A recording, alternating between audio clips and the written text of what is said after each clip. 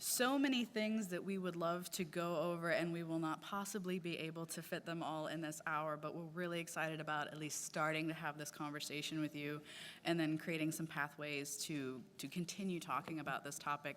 So I'm going to set the stage for what we're hoping to accomplish today, and then everybody's going to introduce themselves. We have a few things that we want to touch upon, and then also we really want this to be a discussion with all of us, not just us talking at you for the next hour. So there are 2 mics in the room, and we invite you to be thinking about questions, challenges, things that have come up in your own work, the reason that you came to this conversation, and things you'd like to get out of it. And we're going to make space for you to introduce that into the conversation and invite you to step up to the mics later on when we invite you to join us in this discussion. So we wanted to kind of, the reason we pitched Journalism's Poverty Problem is that this is it's a multi-threaded challenge that we're dealing with in our organizations. If you think about just where we're at in the industry, the status of things in this country, journalists are underpaid in a lot of organizations. Our audiences are struggling to make ends meet. Poverty is a growing challenge for a lot of people. And our goal is to talk about what is our role in this conversation, and more importantly, what is our responsibility as newsrooms trying to serve these audiences and think about how we can contribute meaningfully to the conversation. And I wanted to give you just a few numbers to help frame this, because really we're not talking about this small group of people. There are an estimated 40 million Americans living in poverty, half of whom are living in deep poverty. According to Pew Research, a third of Americans live in low-income households on the threshold of poverty. According to the Federal Reserve Board, 40% of Americans couldn't handle a $400 emergency without borrowing or selling something. A quarter of Americans skipped taking their medication last year because they couldn't afford it. And the United States leads the richest countries in the world in terms of childhood poverty. This is not a small percentage of the people that we need to be serving as newsrooms, and there are a lot of things for us to discuss historically at how newsrooms have come up short in a lot of ways in serving these audiences, what our role has been in the depiction of poverty and the exploitation of people in these circumstances, and what we can be doing moving forward to be more thoughtful and more intentional in this space. So we're very fortunate with the people that we have up here today who are working on this issue from a broad spectrum of backgrounds. And so I want to take a moment for everybody to introduce themselves and where they're coming from and what informs their participation, and we'll go from there. I'll start us off. My name is Heather Bryant. I'm a journalist and a developer, and I've been working in this space for a few years, talking and writing about socioeconomic diversity in newsrooms, income inequality, and poverty. I recently collaborated with Denise Ordway at the Shorenstein Center to publish something about how to better cover low-income communities and how to not be exploitive or dehumanizing when we're working with people from these backgrounds. Sarah, can you go next? I can, because I have my name badge in front of me, so I can remember my name. I'm Sarah Alvarez. I'm a little nervous. So I run Outlier Media in Detroit. It's a data journalism and investigative journalism news service. I deliver my information primarily over text message, and my audience is low-income Detroiters. Detroit is a 2/3 low-income city.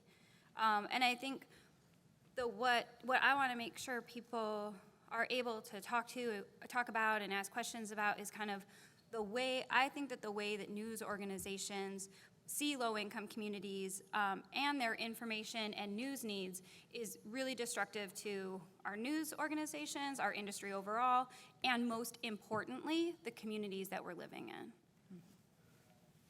I'm Jay Hamilton. I'm an economist. I direct the Stanford Journalism Program. Most of my research is on the economics of public affairs markets. My last book was called Democracy's Detectives, The Economics of Investigative Journalism. This will probably be the only product placement in this session. If you are interested in it, come up and give me your email afterwards, and I'd be happy to send you a free copy pretty soon. Most of my work now focuses on the information lives of low-income individuals, and I'll be talking this morning about joint work I did with Fiona Morgan of Branch Head Consulting. Hi, I'm Emily Goligoski. I'm sitting next to my heroes, which is an amazing way to start a Saturday. I direct research at the Membership Puzzle Project, which is a think tank focused on the future of news sustainability based at New York University. We work in partnership with Day Correspondent, which is a member-driven newsroom out of the Netherlands. And two of our research foci for this year are these questions. What does membership look like when individuals' ability to pay is low or non-existent? And what are non-cash or non-financial contributions that are still substantive, that really do move the needle within the news organization, and that actually support what paid staff are able to do? Very often, we'll talk to public radio stations and public interest sites that say, we would love to work more closely with and better learn about our audience members' needs, but it is so taxing on our team to do that it's literally not worth it. And so we want to better uncover models for what that looks like in practice that are highly positive on both sides. We think a lot about the social contract and what is given and received well beyond your news consumer's attention. Thank you. So Jay, I'd like to start with you because the research that you've done forms such an excellent baseline for this conversation. So if you can talk about the research that you and Fiona recently did and some of what you found in this space. Great. So Fiona and I wrote an article called Poor Information, How Economics Affects the Information Lives of Low-Income Individuals, which was published in July by the International Journal of Communication, and you can find a link to it in the tiny URL that was circulated for this panel. So distilling 4 years of work into 4 minutes, what I'd like to do is give you the economic framework. On the demand side, Anthony Downs wrote a great book called An Economic Theory of Democracy that said everybody in this room has 4 information demands in your lives as a consumer, as a worker, as an entertainment audience member, and as a voter. And for most people, those first 3 demands work out pretty well. If you don't get the information, you don't get the benefit.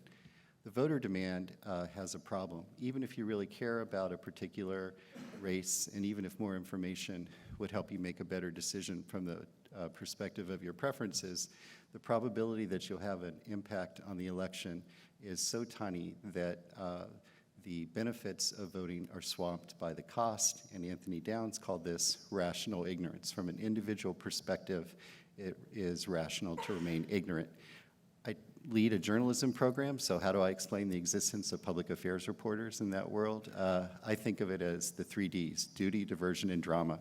Some people believe they have a duty to become informed about politics or a duty to vote. That includes me, and I think most of the people in this room. Diversion, for some people, watching C-SPAN is as interesting as ESPN. You wouldn't want to build a business around that, but it's probably about 1%, the folks who watch the PBS NewsHour. And then drama. Maybe I can't tell you about the details of a particular policy, but I could tell you the horse race, who's ahead, who's behind, who's involved in a scandal. So that's one of many reasons why there is low expressed demand for public affairs reporting. The accountability generated by that reporting is a public good. Everybody would like to live in a community with great school board coverage, but not everybody would want to read that coverage. We often don't think about the positive spillovers on other people of our becoming informed. So these are market failures that are called public goods or positive externalities or spillovers. That means that investigative reporting is going to be underprovided in the marketplace. I've done work that shows that for $1 invested in investigative reporting, society gets several $100s in net policy benefits, but those are hard to monetize for a media organization because the benefits spill over onto people who are not their readers or viewers. That's the demand side. On the supply side, there are 5 incentives that lead people to create information for you. One is, pay me, that's the subscription model. One is, I'd like to sell your attention, that's the advertising model. One is, I'd like to change how you think about the world, that's the nonprofit model. One is, I'd like your vote, that's the partisan model. And one is, I just like to talk, that's the expression model. And so the key insight here is that people create information depending on how much value they place on changing a person's decision. And if you think about the information lives of low-income individuals, All of those 5 supply incentives are biased against them. They are less likely to be subscribers. For most products, they're less likely to be that consumer that you're trying to change their mind. They're less likely to be donors to nonprofits. They're less likely to vote, and that's particularly troubling now in a world of targeting people online, because you can explicitly decide who to ignore in the content that you create, and they're less likely to be connected, say, through broadband. So for all of those reasons on the supply side, we would expect less content to be created for low-income individuals. For other things about that market, one is the geography of poverty. The concentration of low-income individuals in impoverished communities means that it's hard to get their stories told. If you think about the radius of a story, the people within that radius, what their value is to advertisers, what their willingness to pay for information is, it means the accountability stories, which would have a high fixed cost of creating, are less likely to be generated for those communities. Behavioral economics suggests that there are particular obstacles that people with low income face. They have stress cognitive loads, they face poor choice architectures, and they have much less room for error in their decision making. Navigating life with less income is akin to pulling an all-nighter every day. So that money means that the money worries impede their performance. Companies who do target them often take advantage of low literacy in education by giving them fraudulent or deceptive information. If you look at for-profit colleges, they offer deceptive information in order to get people with low incomes to take out federal loans. And if you think about the government information policies that are aimed at redistribution, the subsidies often flow to intermediaries rather than the intended beneficiaries. So phone service companies charge high fees in prison and share the prison revenues with the prisons or the jails. The FCC's Lifeline program provides a monthly subsidy for home and mobile or broadband service, and the fraud generates payments to the telecom companies who are paid based on the number of households enrolled. What should we do? Listen to the other people on the panel, because they're actually working on this. Thank you. Emily, I want to talk to you about, you've engaged with so many newsrooms who are thinking, how do we be inclusive? How do we have genuine, mutually beneficial relationships with audiences? Can you expand on some of the things that you're finding and what you're hearing from people?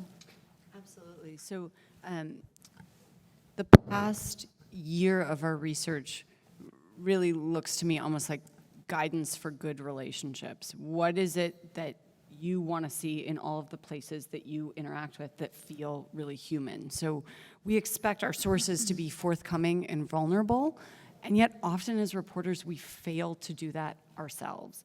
And something that we hear from supporters of independent news all over the world is this request to be real with me. Be honest about where you're coming from, what your background is, what is the change that you're looking to see. And I think this can threaten traditional newsrooms because it suggests somehow being less objective, but I actually think it's an invitation to be more honest and more transparent at a moment that our industry badly needs both. Jay quickly mentioned ad revenue, and I think it's really important to think about what it is that advertisers historically have valued. Household income, high household income, ability to pay, location. All of those are things that we have optimized the revenue sides of our business around. We have become highly accountable to serving what advertisers want to see, and what has fallen out of the bottom of that in many instances, this isn't just in the US, but around the world, are the people who might be able to best inform and most benefit from the coverage that we can offer. We really see that news product design and development has not been optimized for or even curious about serving all of us. And the result is real coverage gaps and huge issues around representation and misrepresentation. And so what our project often advises news organizations is to really look at the past year of their work and say, what are the opportunities in which you got to meet with prospective supporters, not just people who pay, but people who might actually benefit your work and add knowledge and experience to it? How many times did you get to meet them in person? What did you ask them? Was that dialogue mostly about selling what you do? Was it about demoing how great your product is? Because that can really be a missed opportunity to learn about their information needs, their lives, and how to better meet them where they are at. And I'll quickly just share one bright spot that we see. There's an example called El Bus in Venezuela, and regularly on public city buses, reporters will get on the bus with a huge cutout. If someone finds this, please share it on Twitter with the ONA18 poverty hashtag, because it's so striking. And this started off sort of being a reporting of facts of this is what's happening in the news. We're coming to you with information that is valid and is validated. You don't need to seek us out. We are highly responsive to where you are at, which is huge. What that project has ended up becoming is actually more service journalism than anything. What to do if you're attacked on the bus has been their most popular story. And I just love this idea of getting out from beyond the newsroom and going and meeting people in real life. There is simply no replacement for that. Thank you. So this is a great segue to Sarah, who is, I think, one of the wonderful examples of truly doing journalism on behalf of audiences and audiences experiencing the circumstances, not just about them. So I'm really eager to hear what, your experiences have been, engaging in that way and what you've found. My experiences have been completely positive. I love the work that I do with Outlier. I think it's useful. And I covered poverty for a public radio station, and I found that to be unsatisfying work because it was stories like, the stories were designed to be for a public radio audience, which was not an audience primarily of low-income folks. And public radio, and I think public media, isn't really interested in changing that dynamic yet, and really wanting to deliver information for and with low-income communities. So my work is based on Jay's research, like exclusively. But there's not a lot of research in this realm. So I think when you're trying to be a journalist, trying to really serve your community, and that community is low income, you do have to use some proxies. Information needs is what I want to fill. Information gaps are what I want to attack, because as Jay says, like, that's where accountability goes to die, and that's where misinformation goes to breed. So information gaps, I think, are the place to target coverage. I use United Way's 211 data as a proxy for information gaps. It's definitely a resource gap, and those have been good proxies for information gaps and resource gaps. In a lot of places, though, you have 311, and you can use that data and sort it by zip code, and if I were you, I would totally do that.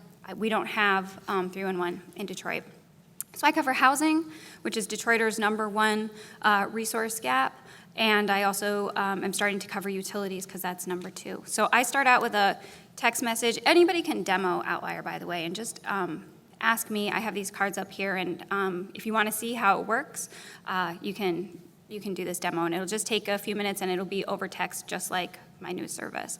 So I did a lot of data journalism on the front end to try to find valuable and actionable information around housing that most Detroiters could use. I bind cell phone numbers like a marketer, but I am not a marketer. I'm a journalist. And because when Jay and I were talking about this project way back when, we were talking about what industries are doing a good job at finding low-income news consumers. It is sure as shit not the newspapers in Detroit. So I couldn't just try to work with them. So debt collection was one industry that I really copied. So I buy people's phone numbers, I send them out an intro. If they want to use the service, they enter their address and they get back a short report about the liabilities associated with the address that they put in. So who really owns it? Does it have back taxes? Is it on the auction list? Has it been inspected? And that, I think, low-income communities are often very mistrustful of journalists for incredibly good reasons. And they they would not be rational if they weren't. So I think leading with something high value and hopefully actionable is the way to go. Don't just be asking, what do you want me to do? What do you need?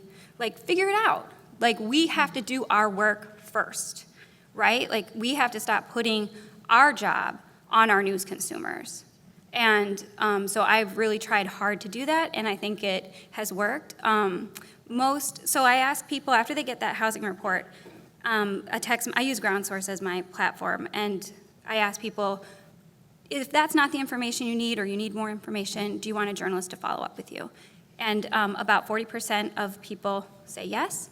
I then follow up with them over text, but personalized, like it's really me, and ask them what their question is, what they need. And then those inquiries lead to the investigative work that I do and the accountability work, which I publish in local outlets in collaboration with newsrooms around Detroit. And I think that it's a good model for journalism for sure. Now I'm working on kind of like what is the business model to support that. And I think we're getting somewhere. But as a journalistic model, that it definitely works very, very well. Because the way that I kind of think about this is, I want to provide people, because I do accountability journalism, and that's what I want to do. I try to provide people information that they can use to hold folks accountable on their own. If there is a system that is so broken where no matter what information you have, you at an individual level cannot make a difference, then I do think it's time for then the press to kind of use its more traditional model of trying to create accountability in a general way by calling out what's happening, by documenting what's happening. But that is very different from like writing a story about poverty. I've talked to a lot of folks in this industry. City Bureau here is in the room, Free Press, like there are other organizations that work like this where our value is not like we wrote a story and people read it. That's not why our news audiences think we're good. That's not why they care about us. They care about us because we made a problem stop, not so bad, or go away. And that's our value. That's what we want to do. But the news industry does not really have a good way of capturing that value, talking about that value, or building a business model off of that value.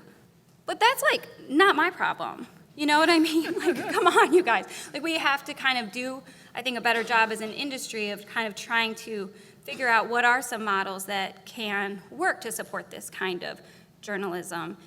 Because there are so many more organizations, probably like Outlier, that we can't even see because they're just too busy. Flint Beat in Flint, I would say check them out.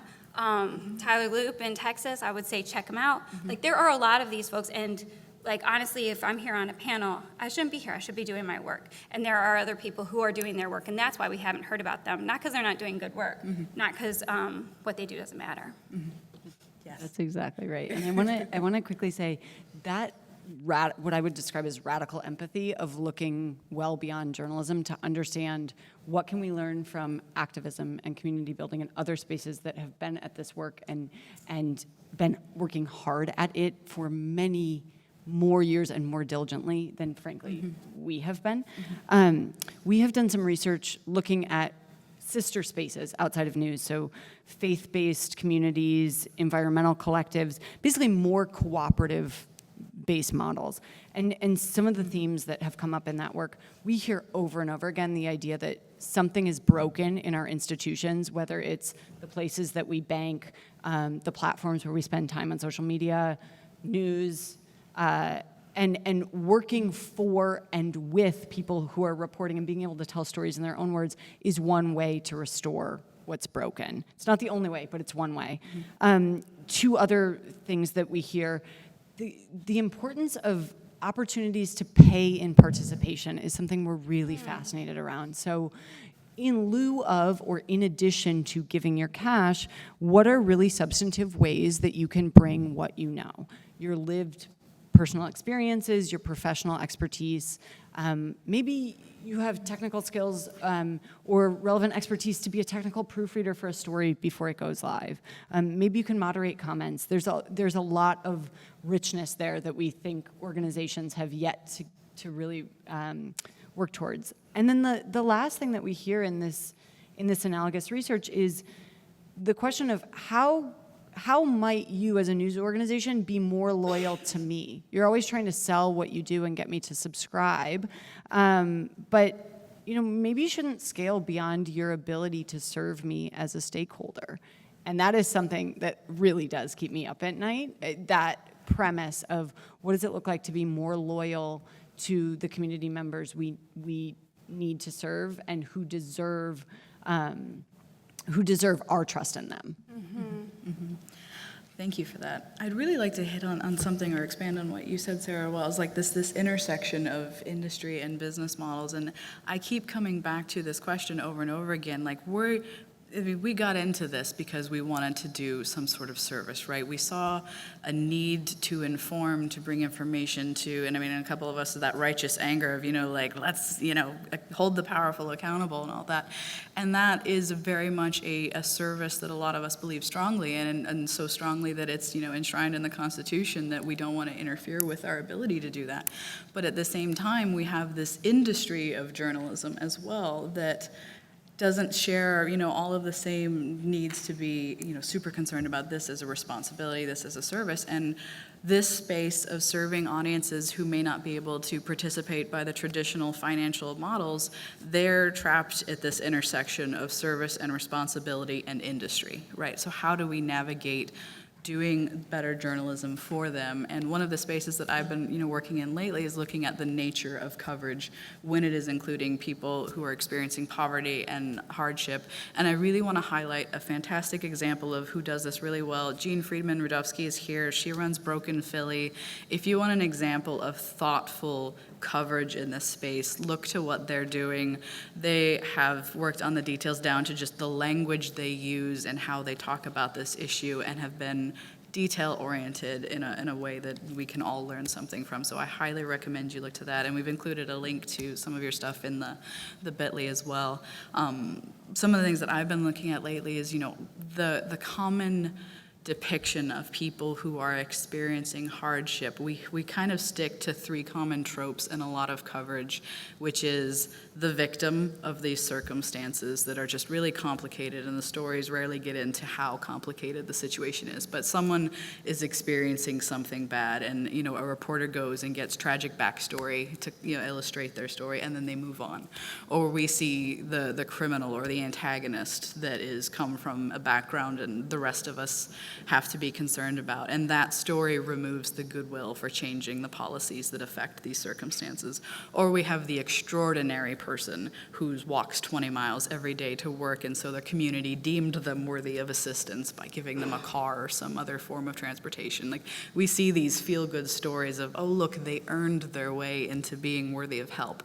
And those stories are used effectively to remove the impetus to address these circumstances, because it sends out the message, well, if you just tried hard enough, if you were just good enough, you could be worthy of help. And we perpetuate these, thoughts and storylines in the way that we approach our coverage. And I think being thoughtful about how and when people are included, not just because they're experiencing hardship and the story is specifically about hardship, but including people, when you think about the diversity of your sources, also be thinking about socioeconomic diversity in the coverage. People are engaged with these things, like we're just as much concerned about the schools that their children are going to, engaged civically when they can be, and ignoring their needs and only including people because you need to illustrate a sad story about poverty, or depicting extremely common behaviors. Another trope that we found was like emphasis on, well, they eat a lot of fast food, or there was TV in the background, or there are toys scattered all over the yard, or the kids are playing outside in dirty clothes. Like, whose kids aren't wearing dirty clothes when they're playing outside? Why are you specifically highlighting that in this story? Being very thoughtful about what it means and what stereotypes can be perpetuated through coverage when you're not being thoughtful about what does this mean for how people associate certain factors for people.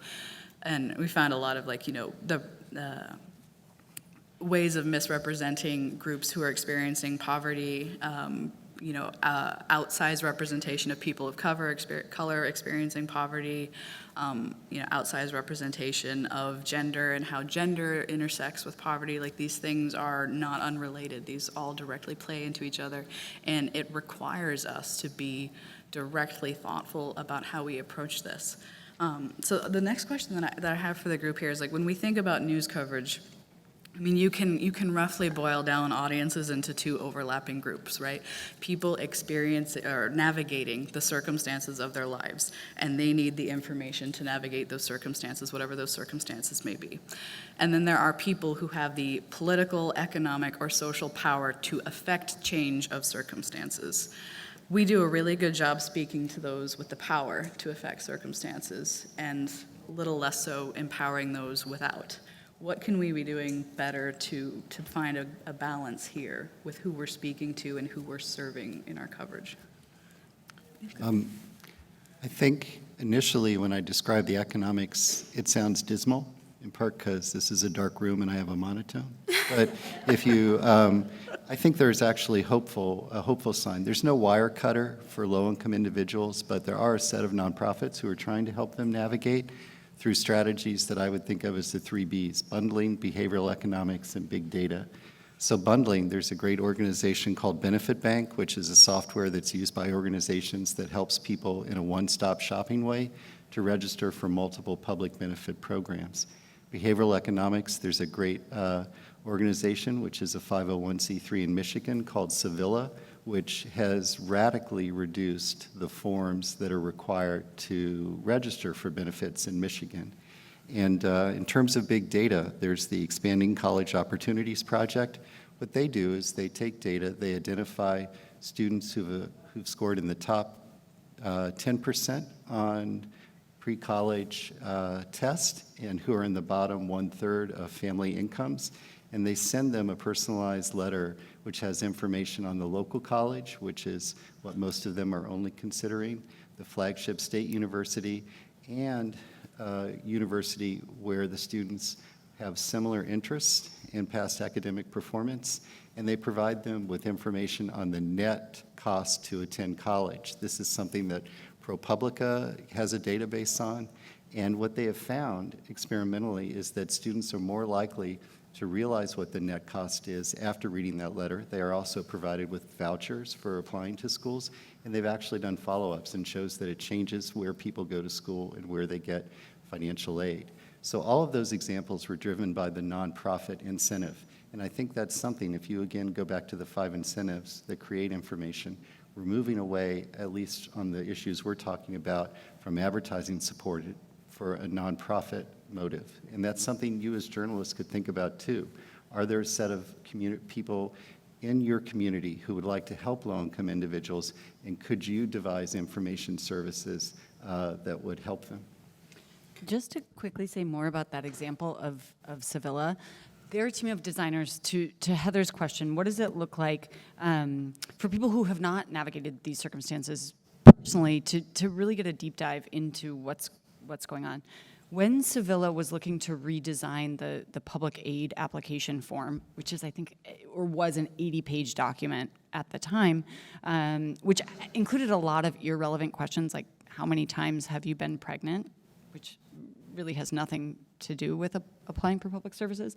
The way that they tried to boost understanding and empathy amongst the government stakeholders or the government bureaucrats who had the power to affect circumstances was invited them to a meeting at their offices and actually brought them into a really small room and said, before we start the meeting, we actually just have some paperwork that we would love to have you fill out, and placed the 80-page document in front of those people and gave them 15 minutes and came back in and said, oh, this is ridiculous. Like, there's no way you'd ever be able to complete it. But we do just want to emphasize like how arduous what you're expecting people to complete is. So if you can just step into our office, they had printed out and taped together the entire application. So all you saw as you walked down the hallway was the application. And I think that idea of, granted, they're not saying, okay, now you live in these circumstances, but that as a deep dive into, I think, just some real understanding of the requests that you're making of people who might be beneficiaries of your services. I loved that approach. That's incredible. So I wanted to say something about the kind of idea of like people with power and people without, and like our coverage is reinforcing those discrepancies. Like it's not just like people are in one bucket and people in another bucket. Like the coverage that we do every day keeps those buckets very separate, because we're covering poverty for people who make money. And until we decide to stop doing that, we're going to keep reinforcing those buckets, right? So it is really important, I think, to think of like, what am I trying to do? Who am I trying to get information to? Who needs it most, right? And how do we do that? And I think to the Sevilla thing, I don't know if they're still here, but I saw Eve from Spaceship Media earlier in here. And so that's an amazing news organization that really works hard to create empathy among different groups who are like very far apart. And I think that maybe part of what we see in coverage around poverty and coverage of poverty is this like obsession with creating empathy for people who live in poverty. And it's like, I think, a terrible model. Because how are you going, I write about people who are losing their homes in Detroit to tax foreclosure. That is a accountability problem. That's a big problem for them. But if I write about that and I'm trying to make you think that this is such a sad story, and meanwhile we have like a hurricane, which is terrible, meanwhile we have Yemen, like how are you supposed to like deal with that and prioritize the story of this person who is losing their home in Detroit and think about like, wow, well, where's the accountability gap there? Empathy is not necessarily the way to go, and I think maybe the way that you do create empathy with news stories is by doing like what Spaceship does, which is creating which is putting a ton of time into it. The empathy model is like what we kind of tend to go to, I think, just like knee-jerk, and I don't think it hasn't been effective in changing the circumstances of people who live in poverty. It's maybe just like, I have done, when I worked at NPR, like I have done stories where I got someone a car, that was great for them. That person was in foster care. Like, foster care isn't any different, right? That would have been better for them. So like, I get really kind of screechy probably, because this is a very large cup of coffee. And it's very cold in this room. So I do feel like maybe I am a little screechy about these kind of things, but like I have done these things too, right? Like I have done a bad job covering low-income communities. And like, I went to Columbia Law School. The only reason I went is because they said I could apply for free. I would have never even thought to apply. And so like, I think we all have to kind of do a better job of being like, wait, what is our experiences with not having good information? What did good information do to change our circumstances? And what have we been we've been all trying to do a good job with this. We do try to do a good job covering low-income communities. But when we're missing the mark, I think it's because we're using a model that we think would work, but it hasn't proven to. If you want to do a really depressing, very light experiment, go to Google News and search "the poor" in quotes and read the headlines that you get back and ask yourself, who is actually intended to read this story? It is definitely not the people experiencing those circumstances. And I think one of my own things I think about is, I grew up in deep poverty in the rural Midwest, and when we bought a newspaper in our household, which was very rare, we had 4 uses for that newspaper. We needed to look at the police blotter because we hadn't heard from someone in a while. We needed to look at the obituaries because someone we knew had passed. Or we needed to look at the classifieds to find work, or I had made the honor roll and my grandmother wanted to cut it out. That was our 4 uses for the newspaper. And I recently went back to the town I grew up near and bought the newspaper again, because nothing else in it was meant for us. Nothing else in it was going to serve us. And I bought the newspaper for the first time in a decade, bought the same newspaper again, having gone back. There's still nothing in that newspaper for people who are trying to navigate experiencing the world, struggling to make ends meet. And I think about that when we talk about what does it mean to do this type of coverage. So my next question that I really want to get to, and then also please think about anything that you want to ask, and then start heading towards microphones so I can get a feel for that. We'll keep talking, but if there are people, we'll stop talking and ask questions. I would really love to hear about what are the misconceptions you run into when you talk about serving low-income audiences around like that they won't pay, that they're, like, I want to hear from you on that. Like, what are What are your experiences? This goes to what Sarah was saying of none of us is perfect, and we've made some of these mistakes in our own coverage. I think the expectation that especially young journalists are well prepared to go into situations of wildly varying economic circumstances and be prepared to not only like on the fly make sense of what's going on, but then report back in a way that really dignifies their subjects.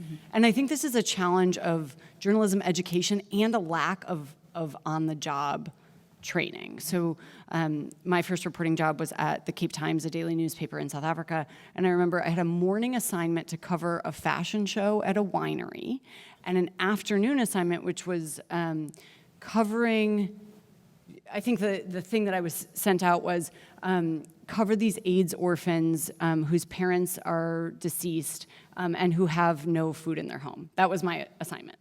And so knowing how to navigate and make sense of that story and to have 3 hours to do that reporting is a wild task to ask anyone of. And so I think as people who train and mentor journalists at all stages in their career, I think being really thoughtful about the knowledge and the guidance that we provide is critical. Absolutely. I went to grad school in the late 1980s, and it was a great time because everybody assumed that consumers were rational, and you could describe that easily in math. And I think if you look today in the starting in the 1990s, there was this field called behavioral economics that detailed all the many different ways that our decisions diverge from rationality, the predictable mistakes that we make. And I think when you look at coverage of low-income people versus high-income people, those mistakes lead to bad outcomes more often for low-income people because they have less room for margin of error. So we sometimes think that their decision-making might be different, and they do have stress cognitive loads because they're thinking about money problems, but when you step back, there's a great book called Scarcity about this. People in this room could make mistakes. People on the street could make mistakes, similar mistakes, but radically different outcomes. Going back to your point earlier about the set of people who have $400 if they face a challenge. So the mistakes are very similar. Our ability to deal with them are very different. I would say the only thing, I mean, I think that there are models that will serve a news organization's needs and also like make it more sustainable, even if you're serving low-income folks. It's just that there's not a lot of experimentation in that field because a lot of people don't care. And so there's a lot, but we could do more experimentation there. But I also think that this thing about people won't pay for news is putting a problem on the news consumers when, like, it's our problem. We need to make something worth paying for, And so I do think that that's also, like, something that's going on, right? It's like, oh, people won't pay for your news. Well, work harder, make a better product, and then see if people are willing to support it. And like Emily and Jay said, there's probably more than one way to support it. So I'm starting to see people with questions, so we'll stop, and I want to hear from you guys. So we'll start here because I saw you first. And then Thanks very much. see you. Very timely conversation. Really appreciate the opportunity to talk about it. Matthew's my name. I work at Gannett Property in Rochester, New York. Third highest poverty level in the country by many indicators, 53% childhood poverty. Everything you're saying resonates really strongly, having worked both in the NPR affiliate station and now for a USA Today property, which is catastrophically failing to move the needle on poverty and hasn't done so for 60, 70 years. My question is really, we're doing a big reform, trying to do a big effort on education reform within the failing city school district, which is historically terrible graduation rates, etc. We've identified a real gap between the motivations of the donor and the philanthropist class within our community. And I'm just wondering whether, in your experience from and from the projects that I know that other people are undertaking in this room, whether there's any insights you can give us about engaging the philanthropic and donor class as kind of agents for change in this effort against poverty with journalism. Does anybody want to jump on that first? I don't have the answer for you, but I have one suggestion on what not to do, which is offer an opportunity for major donors or prospective major donors to come on like ride-along reporting trips with your team, because it puts subjects in and sources in a really awkward position of sort of a look at me. It may help the organization feel like we're actually connecting these people and providing the opportunity for them to meet, but the wild inequities there, I think, are it's almost like the worst of a teaching hospital model. That would be my one suggestion, but curious to hear what others would offer. If you are looking for academics who like to talk about their work, if you look at Google Scholar and use search terms about evidence-based giving or the impacts of different types of educational reforms, that would get you people who I think would be willing to engage on this. I mean, Chalkbeat is here. I think they were doing a project in Detroit around school mobility, like why kids move schools so often in Detroit. And I think one thing that is really important in terms of education is that the data that we have available is like often very different than what parents are using to determine what schools to send their kids to or when to pull them out or what they want from that school. So I think that it's just really important at the beginning of this to like find out what the parents, how they're making their decisions now and what it is that they want. You know, and that because like in everything, right, you report on what you've got. And education statistics, I think, and school quality statistics are like, that's not what people are using, you know, often. Or maybe they are, but in Detroit, they're not. So we'll go on the side now. Thank you. Could you comment on any research or feedback loops that are in place now to understand from low-income individuals directly what kind of topics they actually want to hear from us and how we deliver that versus imposing our natural, you know, maybe point of view on what we think they should hear? Thank you for asking that, because I think that's an extremely important question. You have a, do you want to?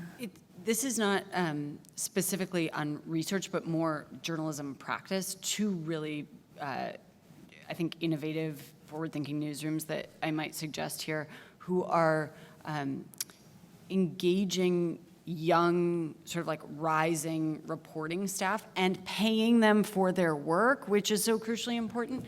Our City Bureau with its Documenters program, and Youth Radio in the Bay Area, which is the NPR's National Youth Desk.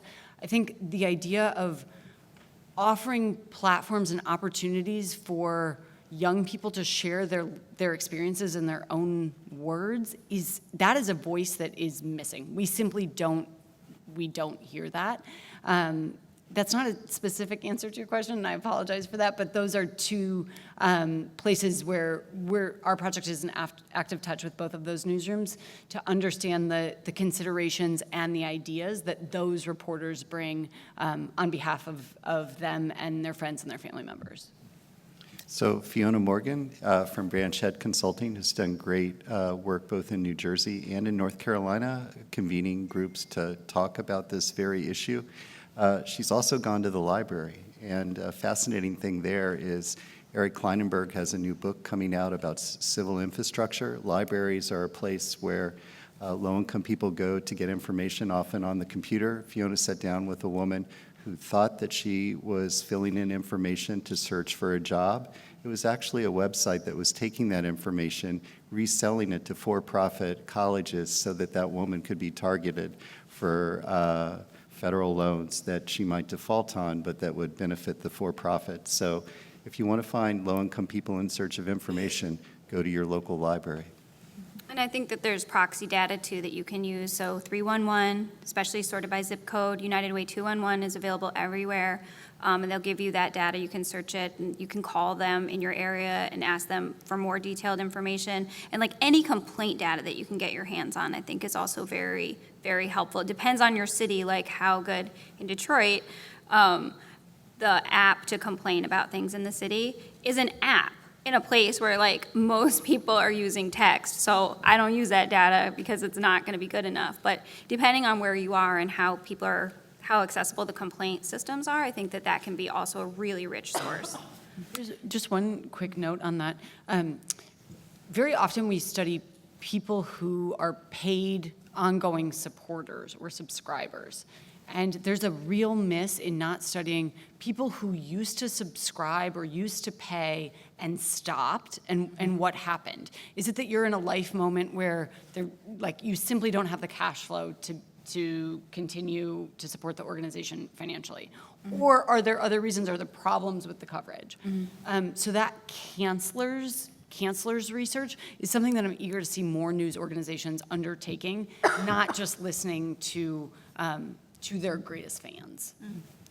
Definitely. It's not directly research, but I am a big fan of democratizing the process. Bring those people into the newsroom, let them tell their own stories. Hire people from more diverse backgrounds, not just the ones with J-school degrees who know how to shoot great video. That's something you can teach. You cannot teach life experiences. Hire people, train them for those things, but bring in that diversity of experience. And I will hammer at that point until the day I die. But let's jump on the next question. We'll just keep going back and forth.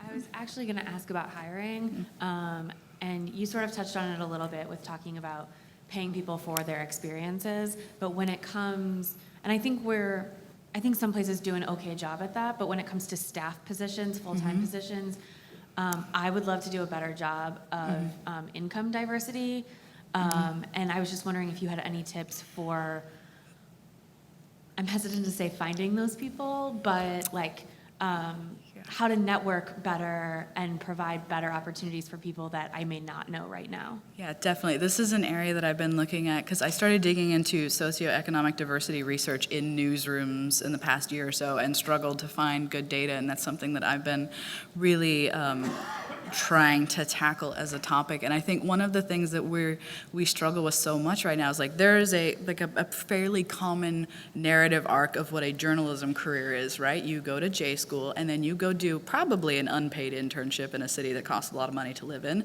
and then you start your job, and eventually you will get to New York or DC, right? That's the arc that we hear about in J school, and that does none of us any good in terms of diversifying our newsrooms.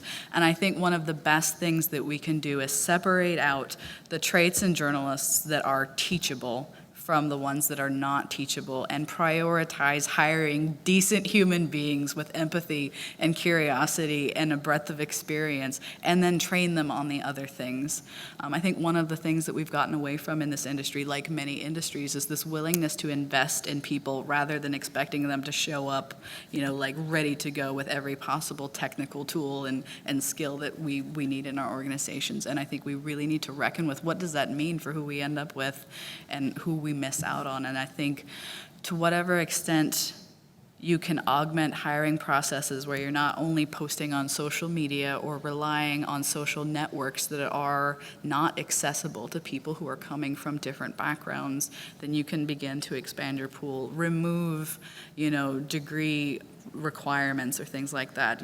Journalism did not used to be a professionalized industry. Hardly, not even 20% of journalists used to have a college degree. Now it's in the high 70s.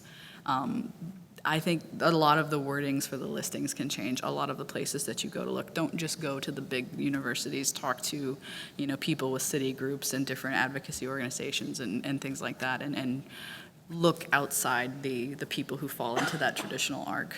And pay your interns. And pay your interns.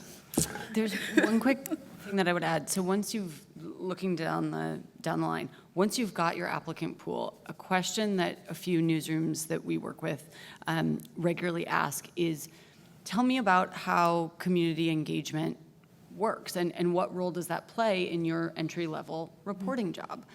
And the reporter candidates who say, that's a night and weekend job and I'll get around to it if I have time, is an automatic red flag.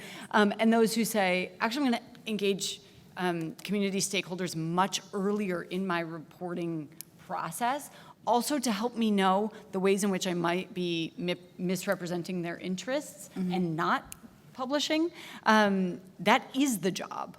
That actually is the job to be done. And so I would absolutely include questions like that in the interview process. Steve Waldman, when he ran the competition for Report for America, offering people a year's subsidy to cover underserved communities or fill information gaps, he got 1,000 applications last year for 10 slots. And on Friday, he spoke about how he'd like to help people who didn't get that 1 in 10. And so he knows people that you might be interested. So Steve Waldman, Report for America. Oh, I also had a horrible omission by not mentioning the work from folks at Open News. Last year in December, there was a conference called SourceCon Work, and there are extraordinarily valuable resources that came out of that on how to do a better job at hiring when you're not relying on people who get to take advantage of social networks that are not accessible to everybody. So I highly recommend going back and looking at the stuff from what they put out. Cool. Please. Hi, my name is Denise Reagan. For the last year, I've been convening community events where people from the community can come and talk about disparities in Jacksonville, Florida, where I live, along the lane, gender, race, and immigrants and children. And so as I'm thinking through this process, one of the biggest issues I think that we face in Jacksonville, and this is I'm sure universal, is the digital disparities that, and here we are at ONA, and we're talking a lot about search and, what kinds of results you get, and, that's one of the craziest things, that if I go and search for something on Google, the results that I get will be wildly different than what someone who is living in poverty will get in Jacksonville, Florida. And that really, blows my mind. I'll sit down with somebody and see what their search history will give them and what my search history will give me and the opportunities that provides or denies people. And I just wonder if you might want to talk about that in this framework of ONA. My gosh, where to even start, because that is such a huge thing. Does anybody want to jump on that first? One quick thing that I would say about that is, especially when you're looking at where people are finding those search results, I think this is inextricably linked with broken advertising models and who advertisers are interested in. And I think giving voice to that and calling that out, that these interests are deeply intertwined and it has a major misinformation capacity. Mm-hmm.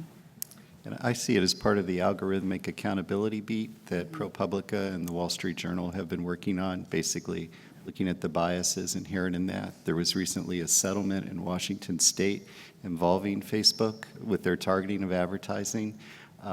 It's illegal if you had a classified ad in a paper, for instance, about housing, to not show it to African Americans, but ProPublica was able to show with Facebook for housing-related ads that you could select out particular people not to see your ad.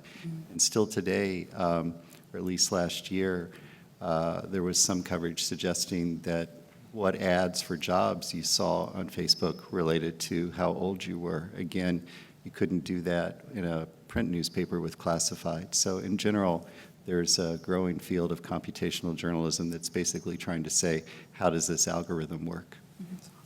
Great. So I think we have one more question, and then I want we'll have everybody as a recommendation they want to let you leave here with, and then we'll wrap this up. So please. Hi, my name is Maureen Chaudhry. I'm a video producer at McClatchy, but in the past I've been a hyperlocal news reporter right out of college. I've covered poverty in my own community, the area where I grew up in high school. And as a visual journalist, I want to know how I can better portray the communities, because I think there's a format that does a disservice to the communities on how, because of sensationalism and what people watch. Yeah. And I've pushed back at editors before because I didn't agree with how they edited my piece when I said I wanted to show them as humans and not poor people. Mm-hmm. I didn't want to show the cracks in their homes first, but them as people. And so I'm wondering if you have any advice and if there are any resources that we can use to push back and tell bigger people in the companies that that's not the way to do it. If I had a dime for every rusty trailer house, I could fund Sarah's job that I see in news stories. I think what you're asking is incredibly important because the visual depiction is so important. And we do see these, right? The really moody, dark photos or the really bright, garish type ones that make things look really stark. I think paying attention to to that depiction is really important.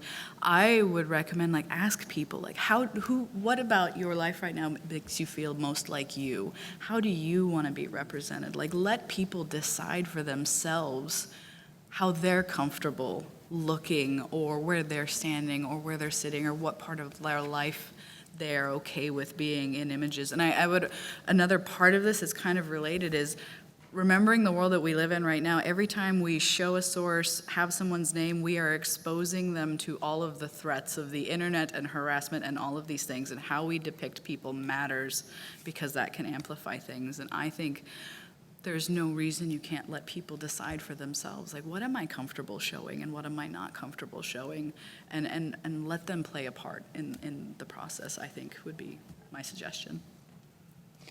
I might also suggest putting together a panel of viewers in the community who you want to reach, which I have a hunch that's not the same as the people that the station might be trying to reach. And so this involves like a bit of moonlighting work on your part, which is let's actually sit down and watch some of the coverage together. And this is an opportunity for me to gather feedback and watch as you're watching. And that becomes really valuable qualitative data for you to come back with, which is, let's stop just giving voice to the idea that we want to reach all segments of our local population. Here's some of the information that I gathered, and we need to factor this in, that what people see what people see and don't see has real impact on their perceptions. Okay, all right, yeah, we'll let you sneak in under the wire. Yeah, sorry, thank you. I just wanted to Love it, give yes. credit to News Voices, the project that Mike is working on. So the work that we did in North Carolina and New Jersey, he continues to do. So that's a great listening, and also Listening Post, which is another great project for listening, and they're here too. And so I encourage you to check those out. That's ways you could find out what low-income people want and need, is to sit and listen to them, and those are some great processes. Thank you so much for standing up and saying that. I appreciate it. We should always highlight who to look to. So I want to end this on a point where there's like something for you to go back with, an idea or something to keep in mind. So I asked everybody, like, what's one parting thought or idea or thing that you've seen where there's a real opportunity for experimentation or innovation or doing something different? So we can just start on the end and we'll work our way back over here. I have two. That's the first, because I don't think she's going to talk about this, covering poverty and how to get it right, which is this set of amazing practical tools that Heather and Denise Marie Ordway wrote. Let this be like the #1 thing you read on your plane ride home. And the other, something that Bettina Chang, one of the co-founders of City Bureau, said this week that is now like my true north. Quote, "If you have never gone into a community in order to give to it rather than extract from it, then you shouldn't be writing stories about it." And I loved that. So that will be like right beside my desk when I get back. I'd recommend going to the library to seeing what people are searching for, imagining what a wire cutter for low-income people would look like in your city, and talking to Fiona Morgan after this panel. I'd recommend reading Jay's books, because that was for me, covering poverty for a public radio station, like kind of being so frustrated and yet not kind of I didn't have any kind of inspiration for like, how could I change this? Like, what would a news service for low-income news consumers look like, until I read Jay's work on information gaps, and that was the most kind of transformative framework that I've been exposed to.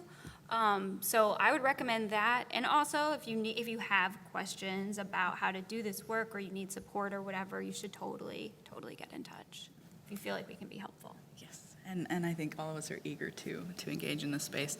I think the quickest piece of advice I have is, for every story you write or you run, think about what is the version of this story that is for people where this one is not relevant. So if you're going to run a story about the newest iPhone, where is your story about cellular service for low-income individuals, or payment plans or opportunities available for them? If you're going to run, and we see this all the time, the study about how sitting all day is harmful for your health, where is your story about the number of people in audience who are in physical pain at the end of their their workday because they're not allowed to sit down because they work in an industry that doesn't allow it. If you're going to do the story about, high school graduation, all these things, where's the one about how to navigate FAFSA and the complexities? Like, what's the opposite story for the people where the common stories just aren't applicable or don't match their circumstances?